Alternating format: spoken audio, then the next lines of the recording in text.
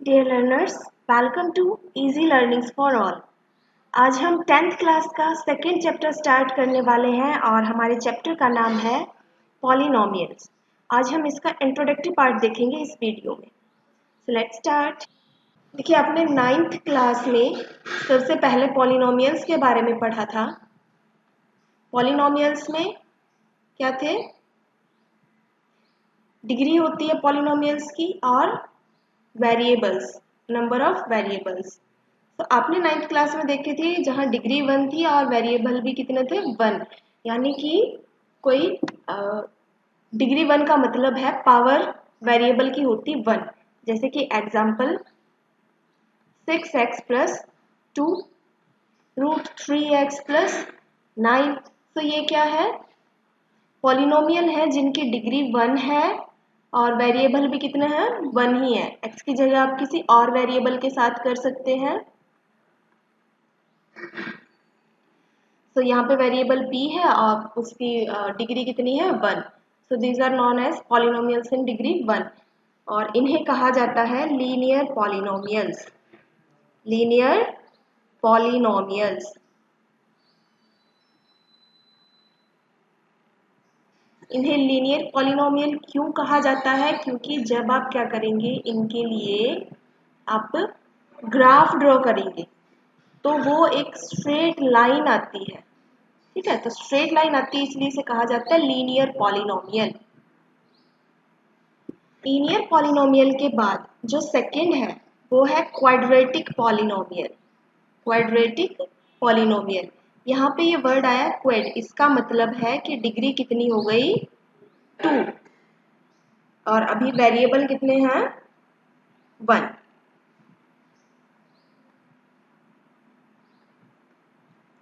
अब डिग्री 2 का मतलब है कि हाईएस्ट डिग्री 2 है। जैसे कि एग्जाम्पल देखिए 5x स्क्वायर प्लस 7 या 6x square plus 5x plus 4, क्या कह सकते हैं? √3m स्क्वायर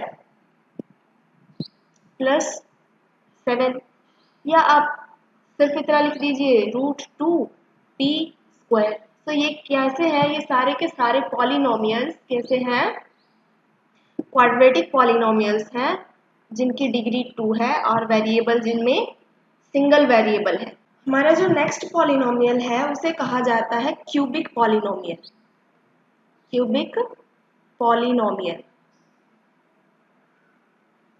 तो आपने क्यूब देखा होगा, क्यूब किसी का जब आप क्यूब करते हैं, जैसे 3 क्यूब, 5 क्यूब, तो यहाँ क्यूबिक जो आया है वो उसका रूट वर्ड क्या है? क्यूब। यानी कि पावर या कह सकते हो डिग्री कितनी रहेगी? 3। और वेरिएबल अभी हम कितने वेरिएबल में पढ़ रहे हैं? इन 1 वेरिएबल। पॉलिनोमियल्स इन 1 वेरिएबल, तो उसमें आप क्यूबिक पॉलिनोमियल एग्जाम्पल में आप लिख सकते हैं 5x cube plus 6x square plus 7x plus 8। ये एक एग्जाम्पल है। अगर आप सिंपल फॉर्म में कहें, कोई भी पॉलिनोमियल होता है तो उसे उसकी जनरल फॉर्म क्या होती है? a1 x raise to power n plus a2 x raise to power n minus 1 plus a3 x raise to power n minus 2। इस टाइप से होती है जहां पे x है वो है वेरिएबल, n है उसकी पावर, और a1, a2 और a3 ये क्या है? कांस्टेंट। तो इसमें आपने देखे कांस्टेंट, वेरिएबल्स, डिग्रीज। कांस्टेंट है वो पॉजिटिव या नेगेटिव हो सकता है, तो उस अकॉर्डिंग ये साइन है वो प्लस माइनस ऑटोमेटिकली हो जाएगा, इसलिए हमने यहाँ पर सिर्फ प्लस लिखा है। ऐसा नहीं है कि अगर यहाँ बीच में माइनस आया तो वो पॉलिनोमियल नहीं रहेगा, वो तभी पॉलिनोमियल रहेगा। √12, तो यहाँ पे 5, 3, √12 ये क्या है? कांस्टेंट। क्या है ये? कांस्टेंट। ये x जो है ये है वेरिएबल और हाईएस्ट डिग्री क्या है इसकी? 2। तो यहाँ पे आप देख सकते हैं कि ये जो माइनस साइन आया है इसे आप इस टाइप से लिख सकते हैं 5x square plus -3 of x plus √12। तो इसलिए यहाँ पे ये पॉजिटिव या नेगेटिव दोनों ही टाइप से हो सकता है।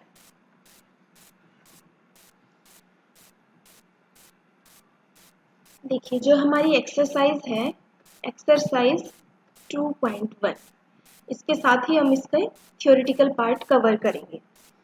तो यहाँ पे आपको बोला गया है जीरो के बारे में, ठीक है। तो किसी भी इक्वेशन की जीरो, इक्वेशन में अगर आप जीरो का मतलब सर्च करें तो वेरिएबल की वो वैल्यू जिसपे पॉलिनोमियल की वैल्यू क्या हो जाए, जीरो। पॉलिनोमियल की वैल्यू क्या हो जाए, जीरो। जैसे आपने एक सिंपल सा आप एग्जांपल लीजिए, एक और एग्जांपल लेके देखते हैं जीरो के लिए। 3x माइनस 9 इक्वल्स टू 0, ठीक है। तो आप क्या करेंगे, अब ये एक पॉलिनोमियल है, इक्वेट कर दिया जीरो से, ये इक्वेशन हो गई है यहाँ पे। सो पॉलिनोमियल और इक्वेशन, ये जो दो वर्ड्स हैं पॉलिनोमियल और इक्वेशन, दोनों में सिर्फ इतना सा डिफरेंस है कि जब पॉलिनोमियल को इक्वेट कर दिया जाए किसी के, ठीक है, इक्वल का साइन आ जाएगा तो वो इक्वेशन हो जाएगी, इक्वल का साइन नहीं होगा तो वो पॉलिनोमियल रह जाएगी। तो इस पॉलिनोमियल को आपने जीरो से इक्वेट कर दिया, अब आपको इस इक्वेशन को सॉल्व करना है। तो 3x, ये -9 है, सब्ट्रैक्शन है इधर आके, एडिशन यानी +9, और x इज इक्वल्स टू, ये मल्टीप्लाई में है, ये डिवाइड में, ठीक है। तो ये क्या हो गया, 3। तो यहाँ पे आपने देखा कि जब आप x की वैल्यू 3 रखोगे, रख के देखिए, 3 मल्टीप्लाइड बाई x की जगह क्या रखना है, 3 माइनस 9 इक्वल्स टू 0, से क्या आ गया, 9 माइनस 9 इक्वल्स टू 0। सॉरी, हमें पॉलिनोमियल पे रखना था, तो यहाँ पे 0 नहीं रखेंगे, इक्वेशन नहीं, पॉलिनोमियल की वैल्यू क्या आ गई है आपके पास, 0।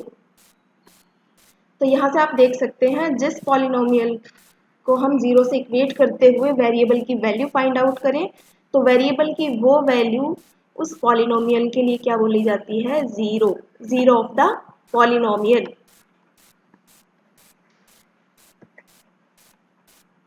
तो आपने ये समझा जीरो क्या होता है। अब ग्राफ में देखते हैं। तो इस ग्राफ पेपर में आप यहाँ पे इस लाइन को x कंसीडर कर ले, x एक्सिस 0 1, यहाँ पे आप y एक्सिस कंसीडर कर ले, और इस y एक्सिस पे इधर पॉजिटिव 1 2। अब आपने स्ट्रेट लाइन ग्राफ देखे हैं, स्ट्रेट लाइन से अलग भी ग्राफ हो सकते हैं, कर्व्ड लाइन हो सकती है। तो अगर आपने कोई स्ट्रेट लाइन ली, लाइक आपने ये एक स्ट्रेट लाइन ली, कोई लीनियर पॉलिनोमियल है, उससे आप कोई ग्राफ ड्रा करने की कोशिश करें तो वो कोई लीनियर लाइन आएगी, ठीक है। तो लीनियर लाइन में जहां पे, ठीक है, यहाँ पे x की इस वैल्यू के लिए, x की इस वैल्यू के लिए y की वैल्यू क्या हो गई, 0, ठीक है। तो ये जो इक्वेशन, ये जो पॉलिनोमियल का ये पॉइंट आया है इस लाइन पे, ये पॉइंट इसके लिए क्या है, इसका 0। अगर आपके सामने किसी और टाइप से ग्राफ आता है, ग्राफ है, कर्व है, किसी भी तरह से हो सकता है, तो मान लीजिए ये आपके सामने कोई कर्व लाइन है, तो इस कर्व से आपसे पूछा जाए कि इसके 0 कितने हैं, तो जितनी बार इसने x एक्सिस को कट किया है, जितनी बार भी x एक्सिस को कट किया है, इस इक्वेशन को, इस कर्व को ड्रॉ करने वाले पॉलिनोमियल, वो पॉलिनोमियल जिसने इस कर्व को ड्रॉ किया है, उस पॉलिनोमियल के 0 कितने होंगे, 1 2 3 4 5 एंड 6। तो इसके 0 कितने हैं, 0 of the polynomial, zeros of the polynomial, they are 6। देखिए आपका जो ये कंसीडर कर लेते हैं हम y एक्सिस, और यहाँ से हम कंसीडर कर लेते हैं x एक्सिस। तो आपका जो फर्स्ट पार्ट है, जो फर्स्ट क्वेश्चन है, उसमें आपसे क्या पूछा गया है, the graph of y is equals to p x, y equals to p यानी कि polynomial of x। are given in the figure below. For some polynomials px, find the number of zeros of px in each case. तो जैसे कि आप ये कर रहे थे ना कि कोई पॉलिनोमियल है और उसे क्या कर दिया, इक्वेट कर दिया, पॉलिनोमियल इक्वल टू, यहाँ पे जीरो हो सकता है, यहाँ पे कोई और कांस्टेंट नंबर हो सकता है, वेरिएबल भी हो सकता है, बट ये इक्वल का साइन आ गया तो ये हो जाती है इक्वेशन। ठीक है, इक्वेशन के लिए हम ड्रॉ कर सकते हैं कोई ग्राफ की लाइन। तो यहाँ पे आपको कुछ ग्राफ की लाइंस दी गई है और आपको ये बताना है कि इस पॉलिनोमियल के जीरो कितने होंगे। देखिए फर्स्ट जो आपका ग्राफ है उसमें एक्स एक्सिस के पैरेलल में एक लाइन ड्रॉ कर दी गई है। ठीक है, आप जब अपनी नोटबुक में करके देखें तो जब फेयरली करें तो आप इसे स्ट्रेट लाइन अपना जो है स्केल लेके करें। तो यहाँ पे आपको ये एक्स डैश एक्सिस और ये वाई डैश एक्सिस है और ये आपका ऑरिजिन है, यहाँ पे स्ट्रेट लाइन है और ये आपकी ग्राफ ड्रॉ किया गया है for p x, y equals to p x. तो ये पैरेलल लाइन है जो एक्स से, तो क्या ये एक्स को कहीं कट करेगी? नहीं कट करेगी। So number of zeros equals to for the polynomial is zero. तो यहाँ पे नंबर ऑफ जीरोस कितने हैं? जीरो, क्योंकि ये एक्स एक्सिस को कहीं भी कट नहीं करने वाला। अगला देखते हैं, जो हमारा नेक्स्ट ग्राफ है वो है कुछ इस टाइप से। तो यहाँ पे आप बताइए कि यहाँ पे एक्स एक्सिस को कितनी बार इस लाइन ने कट किया है, इस कर्व ने कट किया है। तो इसको सिर्फ इस पॉइंट पे एक बार कट किया है। So number of zeros for this polynomial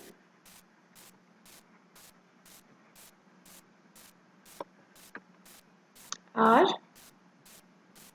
1। जो हमारा थर्ड पार्ट है, थर्ड पार्ट के लिए कर्व ड्रॉ किया गया है इस टाइप से।